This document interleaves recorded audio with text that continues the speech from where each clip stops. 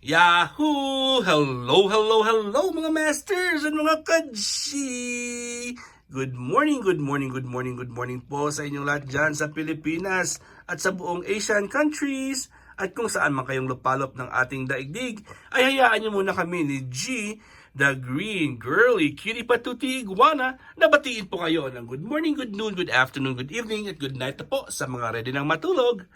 Hingin ko muna ang inyong 12 minutes para sa ating G and Daddy Health and Lifestyle Tips.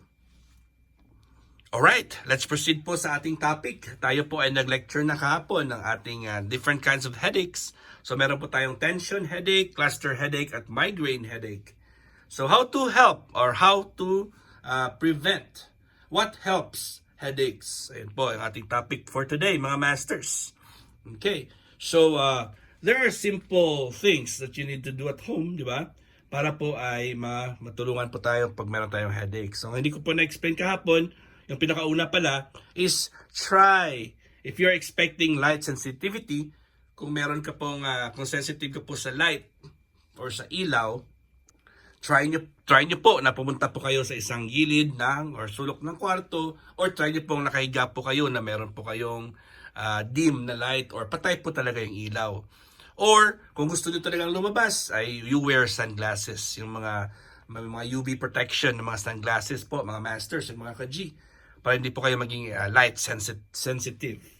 Alright, so kahapon sinabi ko na rin po ito na yung mga cellphones niyo at mga computer ay dapat po hindi po nasa maximum brightness. As much as possible, hindi po maximum brightness. So medyo i-settings niyo, i-arrange niyo po yung settings or i-reset niyo po. Gawin nyo po siyang medyo sa middle lang po or lesser. Na hindi po siya masyadong maliwanag ang ating cellphones or ang ating laptops or ating mga gadgets. Alright? So, i-dim natin yung ating mga cellphones. Alright?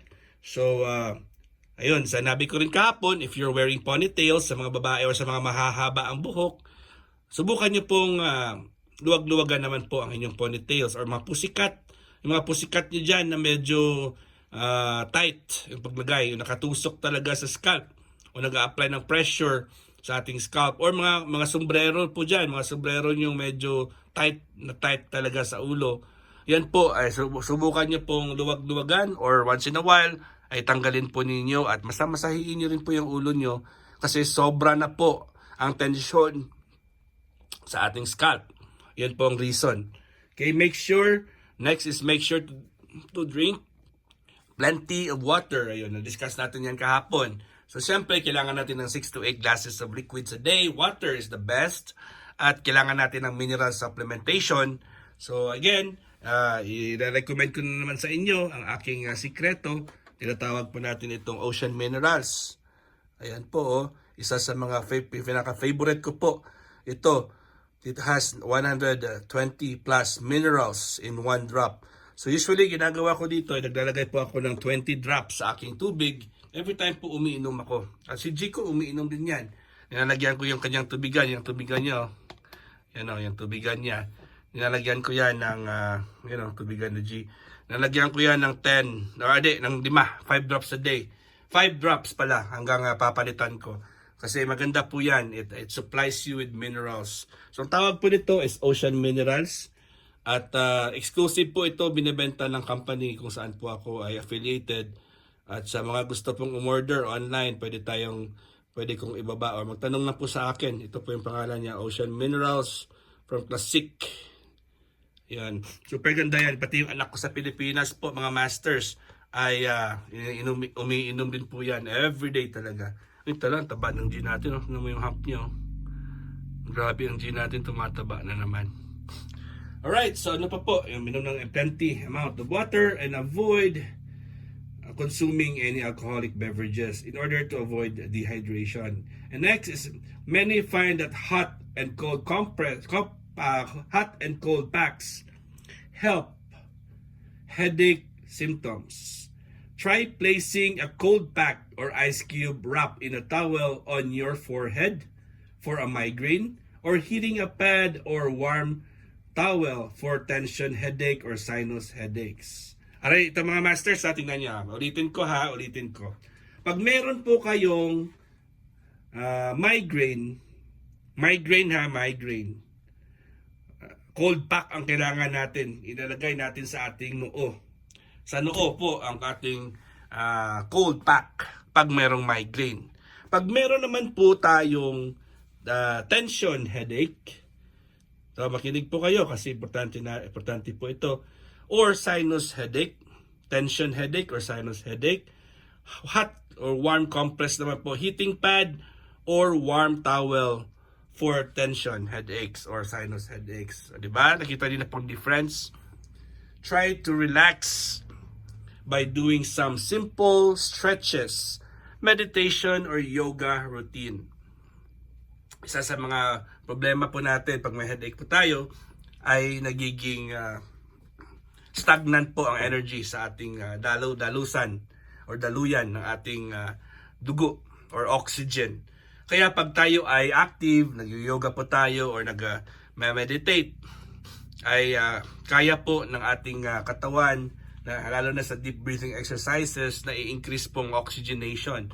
Pag umi-increase ang oxygenation sa ating katawan, ay gumaganda rin ang daloy ng ating dugo, mga masters and mga ka-G. Tandaan po natin yan if these holistic methods are still not giving you the pain relief you need, pwede tayong uminom or bumili tayo ng mga over-the-counter na mga medications or pain reliever. Okay? To get temporary relief until the headache passes. So, yun po ang pinaka-importante dyan. Kailangan na po natin na komportable po tayo. Pero syempre, ang isa sa mga reason din po na kailangan natin intindihin ay ang posisyon natin sa pagtulog, mga masters. Pag meron ka ng tension headaches, or meron ka ng cluster, or meron ka ng migraine, try to make sure na huwag kang matulog sa gilid or side lying. As much as possible po, avoid natin yung matulog na naka-side lying. Kasi pag naka-side lying po tayo, mas dumadagdag po ang pressure sa isang side lamang. Kasi doon po yung mga fluids natin, mga mucus, mga phlegm, at syempre tubig, dugo. Syempre dahil po tayo ay may iniindang, hindi po maganda yung ang andar ng ating sirkulasyon at ng ating puso. Medyo apektado po yan kasi po ay masama yung pakiramdam natin. So usually ang problema po yun doon ay stasis. May stasis po tayo. Kumbaga ang ating weight ng ating mga plemas ay due to gravity po ay nagsisettle po sila sa baba. Nagsisettle po sila sa baba kung saan po ikaw ay nakahiga. So kung naka-sidelying ka, halimbawa right side ka nakatulog, pag natutulog ka right side right side ka nakatulog, pagkagising mo sa umaga, malamang yung right side mo rin ay masakit. Masakit din po yung right side mo. Kasi alam niyo naman, lahat po ay pupunta sa right side. Kahit sa tenga mo, sinuses, ang inyong yung breathing, sinus congestion, minsan yung right side ng mata mo, right na mata mo ay na-inflame din, o di ba? At syempre, yung spine natin will go out of alignment dahil po ay sa buong 6 to 8 hours na tulog ka ay right side mo ikaw nakahiga. So mangyayari, lahat ng muscles mo ay titigas po sa right side mo kasi ayaw nilang mabali yung iyong spine. So the next day when you wake up po, meron kang stiff neck, meron kang carpal tunnel, meron kang sakit sa mga daliri. Kung minsan po ay namamaga yung right side mo rin na paa. Kasi syempre lahat ng fluids mo ay due to gravity ay doon po nakapunta, doon po nakafocus. Stagnant po ang iyong energy. O syempre, try your best to avoid drinking cold drinks, mga masters and mga ka-G. Drinking cold drinks will make your circulation bad. Mahihirapan ang ating sirkulasyon dahil po hindi natin naiwasan na kumakain po tayo ng mga matataba at mga matatamis na mga pagkain.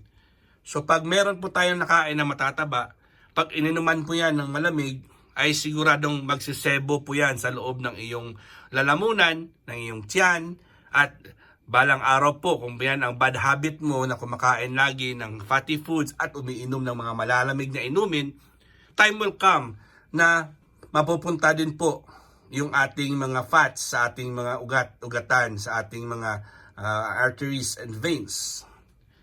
Diba? Sa circulation natin ay mapapasama na rin ang fats. That's why marami sa atin dyan ang merong mga blockages, may mga embolus, mga thrombus, o sa mga medical terms na po yan, ayaw ko na po yung i-discuss. At syempre, yan din po ang cause ng mga varicose veins, yan din po ang cause ng kung minsan sa mata natin, kasi dahil po ay lagi tayong nakatayo, di ba? Or nakaupo, due to gravity po ay mahihirapan pong umakyat po ang ating mga sirkulasyon, hangin, oxygen, nutrition, blood, water sa ating mata.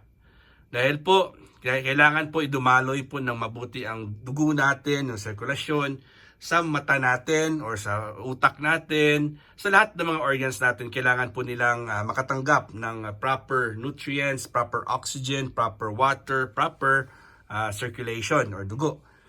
Pero dahil po ay malagkit ang dugo natin, dahil may kasama po itong taba or asukal, ay mahihirapan po.